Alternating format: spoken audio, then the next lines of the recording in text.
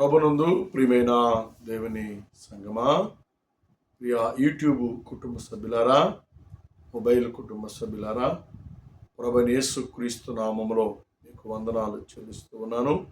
బాగున్నారా?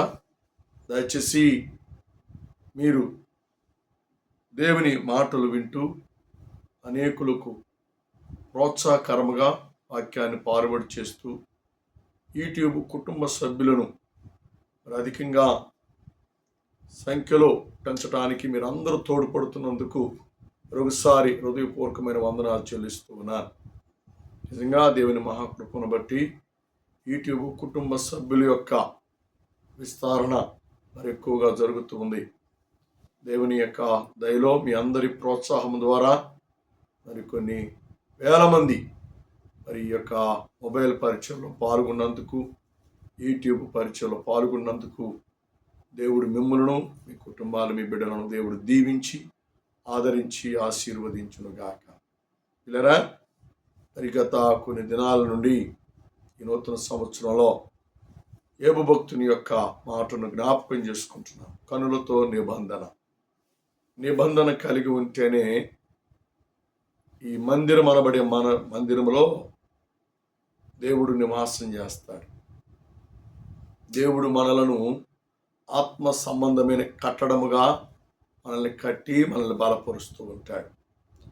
ఆత్మ సంబంధమైన దేవాలయముగా దేవుడు మనలను ఏర్పాటు చేశాడు అనే సంగతిని మనమందరం కూడా జ్ఞాపకం పెట్టుకొని మరి ఆ రీతిగా మనము దేవుని దేవాలయమని, దేవుని మందిరమై ఉన్నామని 1 కొరింథీ 3:16 మరి దేవుడు వాక్యము ద్వారా సెలవిచ్చినట్లుగా మనము దేవుని మందిరము, దేవుని దేవాలయము అన్న సంగతి మర్చిపోకుండా మనం జ్ఞాపకం చేసుకొని మనం ముందుకు సాగుతూ ఉండాలి.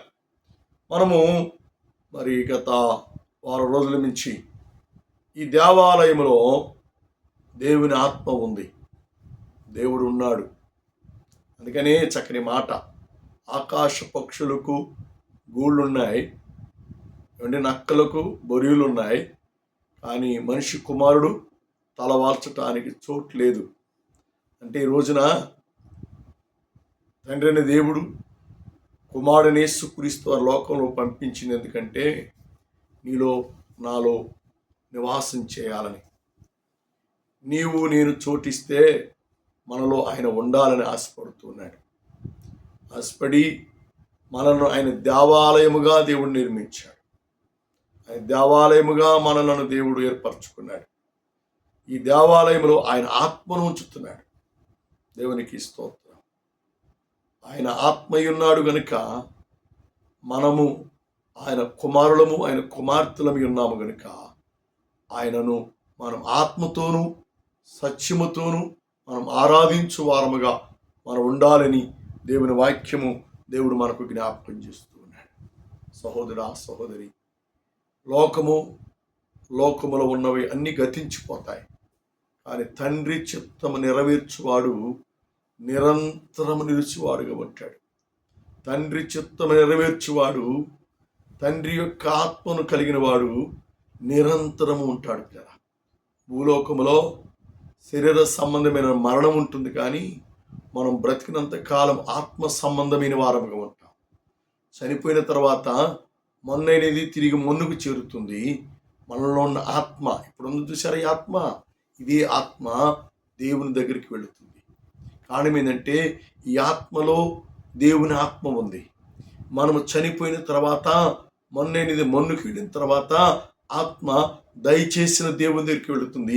ఈ ఆత్మ కూడా దేవుని ఆత్మతో కలిసి ఆనందించేదిగా ఉంటుంది. అలాగా ఉండాలనే ఉద్దేశంతోనే దేవుడు మనల్ని సృష్టించుకున్నాడు. కానీ మానవులైన మనందరము పిల్లరా ఏం చేస్తున్నారు అంటే మానవ నైజము కలిగి పాపానికి బానిసలైపోతున్నారు, అక్రమాలకు బానిసలైపోతున్నారు, త్రాగుడికి బానిసలైపోతున్నారు, వ్యభిచారానికి బానిసలైపోతున్నారు, దొంగతనానికి బానిసలైపోతున్నారు. పిల్లరా, క్రోధ మదమాశ్చర్యములకు బానిసలైపోయి ఈ దేవాలయాన్ని పాడు చేస్తున్నారు. పాడైన దేవాలయాన్ని యేసుక్రీస్తు వారు చూచి చాలా కోపపడ్డాడు. యెరూషలేము దేవాలయం పాడవటం గమనం చేసిన యేసయ్య కొరడా చేత పట్టుకొని అక్కడ వ్యాపార స్థలముగా మార్చివేసినటువంటి ఆ ప్రజలను, ఆ బల్లలను, వ్యాపారాన్ని అంతా పడద్రోసేసాడు పిల్లరా. కొరడా పట్టుకొని అందరినీ తరిమేశాడు పిల్లరా. ఎంత గొప్ప దేవుడండి ఆ యేసుక్రీస్తు వారు. ఆ సమయంలో చక్కని మాట అంటాడు. యోహాను సువార్త 2వ అధ్యాయం 19వ వచనంలో చాలా శ్రేష్టమైన మాట అంటాడు. ఈ దేవాలయమును పడగొట్టి 3 దినాలలో నేను కడతాను. ఎంత గొప్ప మాట అండి. మా పాప సంబంధమైన దేవాలయంలో నీవు ఉంటే దేవుడు పడగొడతాడు, దాన్ని దేవుడు తీసివేస్తాడు. శరీర సంబంధమైన దేవాలయముగా నువ్వు ఉంటే దేవునికి ఇష్టం కాదు. శరీర సంబంధమైన దేవాలయముగా నువ్వు బ్రతకటం దేవునికి ఇష్టం కాదు. నువ్వు మార్పు చెందాలి, దేవుని చేత కట్టబడాలి, వాక్యము చేత కట్టబడాలి, భక్తిలో కట్టబడాలి, విశ్వాసములో కట్టబడాలి, ప్రార్థనలో కట్టబడాలి, దేవుని అందలి నమ్మకత్వము కలిగిన జీవితంలో నువ్వు కట్టబడాలి. అప్పుడే ఆ కట్టడమైనటువంటి నీ మందిరములో దేవుని ఆత్మను దేవుడు ఉంచుతాడు. దేవుని ఆత్మ నువ్వు కలిగి ఉంటావు. ఆచార సంబంధమైన మందిరంగా ఉంటే, అలవాటు సంబంధమైన మందిరముగా ఉంటే, వ్యాపార సంబంధమైన మందిరముగా ఉంటే, బాబు నీ సొంత ఇచ్చలు నెరవేర్చుకునే మందిరముగా ఉంటే, నీ సొంత ఆలోచనలు నెరవేర్చుకునే మందిరముగా ఉంటే దేవునికి ఇష్టం కాదు, పడగొట్టేస్తాడు. చాలా జాగ్రత్తగా ఉండాలి, చాలా యోగ్యత కలిగి ఉండాలి, చాలా భక్తి కలిగి విశ్వాసము కలిగి మనము జీవించాలి అని దేవుని వాక్యము ద్వారా దేవుడు మనకు జ్ఞాపకం చేస్తున్నాడు. ప్రభునందు పిల్లరా, దేవుని దేవాలయం అనబడిన మనము దేవుని ఆత్మ ఉన్నట్లుగా మనము దేవునికి అర్పణ చేయబడాలి. దేవుని యొక్క ఆత్మ మనలో నివాసము చేయనట్లుగా మనల్ని మనము దేవునికి సమర్పణ చేసుకోవాలి.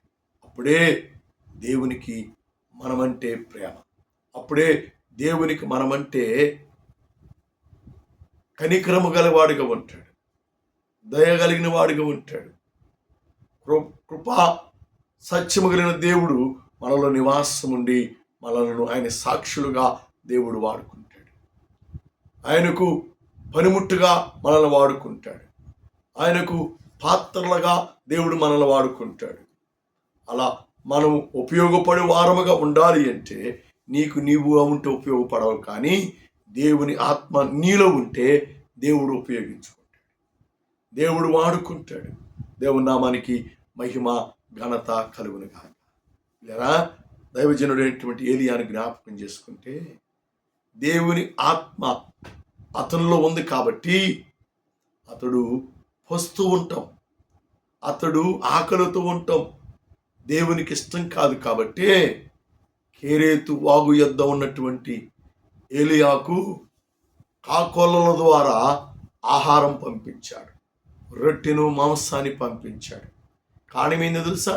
ఆయన దేవుని మందిరం, దేవుని ఆత్మ ఆయనలో ఉంది కాబట్టి దేవుని కార్యములు తన ప్రవక్త ద్వారా నెరవేర్చబడి నిమిత్తముగా దేవుడు అద్భుత రీతిలో వాడుకున్నాడు.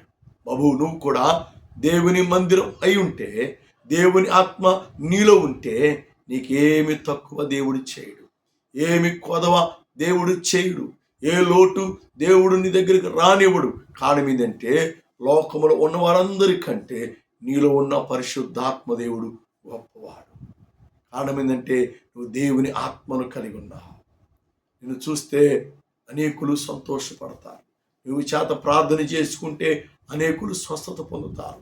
నువ్వు అనేకుల మీద చేతులుంచి ప్రార్థన చేస్తే దయ్యములు పారిపోతాయి, దురాత్మలు పారిపోతాయి. పిల్లరా, రోగులు రోగపీడితులు స్వస్థత పొందుతారు. బాబు నీ ద్వారా దేవుడు ఆశ్చర్య కార్యములు, అద్భుత కార్యములు, అద్భుత కార్యములు, సూచక్రియలు దేవుడు నీ ద్వారా జరిగిస్తూ ఉంటాడు. అది ఎప్పుడంటే దేవుని మందిరంగానే ఉండాలి. రెండవదిగా దేవుని ఆత్మ నీలో ఉన్నప్పుడు గొప్ప కార్యాలు దేవుడు నీ ద్వారా జరిగిస్తూ ఉంటాడు. నువ్వుగా చేసేది నీలో ఉన్న పరిశుద్ధాత్మ, నీలో ఉన్న పరిశుద్ధాత్మ. దేవుని నామానికి మహిమ ఘనత కలుగును గాక. పిల్లరా, కేరేతు వాగు దగ్గరికి దేవుడే పంపించాడు. పిల్లరా, అది ప్రజలు సంచారం చేయనటువంటి ప్రదేశము, అది పట్టణాలకు దూరముగా ఉన్నటువంటి వాగు ప్రాంతం. పిల్లరా, అలాంటి ప్రదేశానికి ఎవరు పోయి అతనికి సహకరించేవారు లేరు. కానీ ఇలా మాట్లాడినటువంటి పక్షుల ద్వారా తన దాసునికి ఆహారం పంపించాడు. కారణం ఏంటంటే ఆయన ఆలయము ఆకలితో ఉండటం ఆయనకి ఇష్టం కాదు. ఆయన దేవాలయము బాధపడడం ఆయనకి ఇష్టం కాదు. ఆయన దేవాలయంలో ఆయనకు మహిమ రావాలి. ఆయన దేవాలయం పడిన నీ ద్వారా దేవునికి ఘనత రావాలి అంటే దేవుడు నిన్ను బలపరుస్తాడు. అన్ని విషయాలలో అన్ని సమయాలలో నిన్ను బలపరిచి నిన్ను దీవించువాడిగా ఉంటాడు అని దేవుని వాక్యము ద్వారా దేవుడు మనకు జ్ఞాపకం చేస్తున్నాడు. సహోదరా, సహోదరి, ఈ దేవాలయం పాడు చేస్తే దేవుడు ఒప్పుకోడండి. దేవుడు ఒప్పుకోడు. యోహాను సువార్త 2:19 చెప్పినట్లుగా వ్యాపారస్తులను దేవాలయం పాడు చేసే వారందరినీ కొరడాబట్టుకొని తరివేసి ఇది మీ ద్వారా అపవిత్రపరచబడింది, ఇది మీ ద్వారా మలినమైపోయింది, ఈ దేవాలయం నేను పడగొడతాను, 3 దినాల్లో కడతాను. ఎంత గొప్ప దేవుడండి మన దేవుడు. బాబు, నువ్వు పాడైపోవడం దేవునికి ఇష్టం లేదు. నువ్వు భ్రష్టుడిగా ఉండటం దేవునికి ఇష్టం లేదు. నువ్వు పనికి మాలిన వాడిగా ఉండటం దేవునికి ఇష్టం లేదు. నువ్వు మార్పు చెందాలి, రూపాంతరము పొందాలి, దేవుని చేత కట్టబడాలి, దేవుని మందిరముగా అమర్చబడాలి. దేవుని మందిరముగా ఉన్న నీవు పిల్లల దేవుని ఆత్మను కలిగి దేవుని సహవాసములో ముందుకు కొనసాగాలి. అదే దేవుని ఉద్దేశం. అందరూ దేవుని మందిరాలే. దేవునికి స్తోత్రం, హల్లెలూయా. ఇది గ్రహించక, ఇది గుర్తించక చాలామంది పాడైపోతా ఉన్నారు. దేవుడు నిన్ను సృష్టించింది, దేవుడు తన స్వహస్తాలతో నిర్మాణం చేసింది. నీ నాసికారంధములో జీవాత్మ ఊదింది ఏదో చేసి పంపించి వేయడానికి కాదు, ఆయన నీలో ఉండటానికి, ఆయన నీలో నివాసం చేయడానికి. అందుకే ఆయన స్వహస్తాలతో తన పోలిక చొప్పున నిన్ను నిర్మాణం చేశాడు. దేవునికి స్తోత్రం. ఆయన పోలిక చొప్పున ఆయనకంటే కొంచెము తక్కువ వారిగా మనల్ని నిర్మాణం చేసి ఆ కొంచెము తక్కువ కూడా లేకుండా ఉండటానికి ఏం చేశాడో తెలుసా? ఆయన మనలో ఉంటే మనము ఆయన వంటి వారం అవుతాం. దేవునికి స్తోత్రం. మనము దేవుని పోలిన వారముగా ఉంటాం. ఎఫెసీ 5:1 అన్నట్టుగా చక్కని మాట అంటాడు. చాలా అద్భుతమైన మాట. కావున మీరు పురుగులైన పిల్లల వలె దేవుని పోలి నడవాలి, దేవుని పోలి జీవించాలి.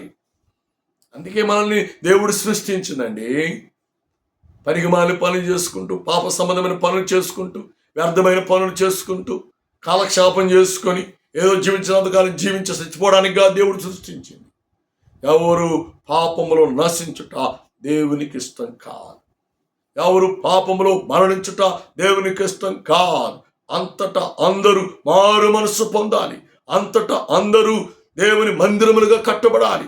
అంతటా అందరిలో దేవుని యొక్క మందిరం అనబడ మనలో ఆయన ఆత్మ ఉండాలని దేవుడు మనల్ని సృష్టించాడు.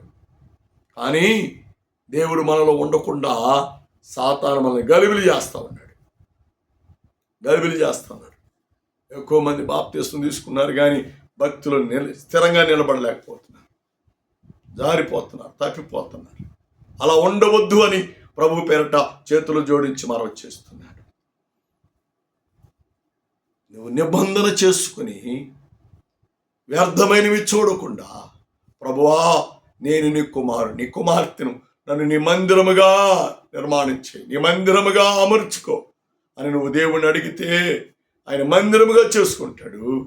నీ మందిరముగా ఆయన నీలో ఆయన ఆత్మ సారముగా నీలో నివాసం చేస్తాడు. ఆత్మ నీలో నివాసం చేస్తుంది. ఆత్మ నీలో నివాసం చేసింది అంటే నిన్ను దేవుడు అత్యధికముగా ఆశీర్వదిస్తాడు. నీ ద్వారా గొప్ప కార్యాలు చేస్తాడు. ఇవన్నీ చేయటానికే యేసుక్రీస్తు వారిని తండ్రిని దేవుడు లోకానికి పంపించాడు. లోకానికి పంపించి పాడైపోతున్న ఈ మందిరాలను తన స్వరక్తమనిచ్చి కట్టడానికి, తన స్వరక్తమనిచ్చి సంపాదించుకున్నాడు. నిన్ను సరిచేస్తున్నాడు.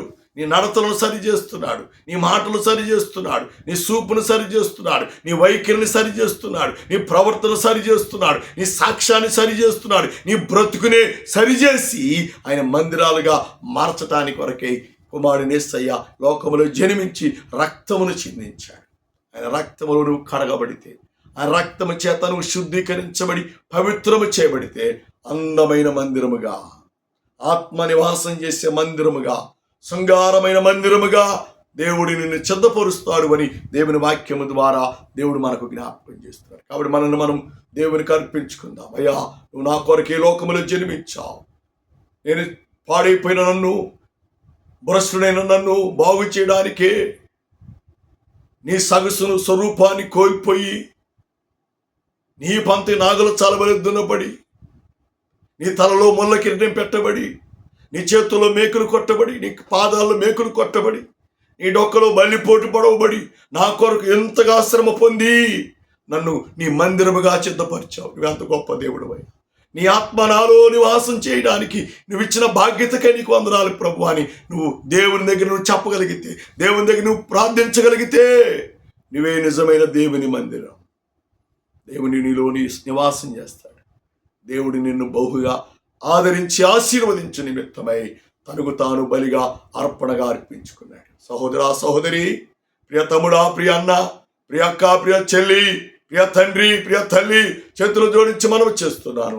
దేవుని కొరకు మనము జీవించే మంచి మందిరములుగా మనం ఉందాం. మంచి దేవాలయముగా మనం ఉందాం.